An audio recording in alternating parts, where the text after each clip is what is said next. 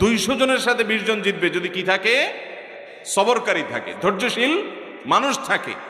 তার মানে সবরকারী মানুষকে আল্লাহ তাআলা দুনিয়াতে বিজয় দেন, সাফল্য দেন, একটু সময়ের অপেক্ষা। আর বদমেজাজি মানুষ জায়গা জায়গা বেইজ্জত হয়, অপমান হয়, দুনিয়া ধ্বংস হয়, আখিরাত ধ্বংস হয়, সে কখনো শেষ হাসি হাসতে পারে না। দুনিয়াতে যত নবী রাসূল এসেছেন, প্রত্যেক নবী রাসূলকে আল্লাহ তাআলা সবরের পরীক্ষা নিয়েছেন, কঠিন থেকে কঠিন পরীক্ষা নিয়েছেন, আর তারা সবাই সে পরীক্ষা উত্তীর্ণ হয়েছেন। আপনি দেখেন, একেবারে শুরু থেকে দেখবেন আদম আলাইহিসসালামের জীবনে পরীক্ষা ছিল, তিনি সবর করেছেন।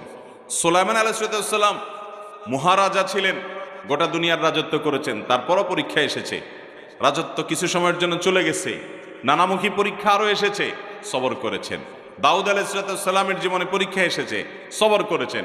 আইয়ুব আলাইহিসসালামের জীবনে মহা পরীক্ষা এসেছে,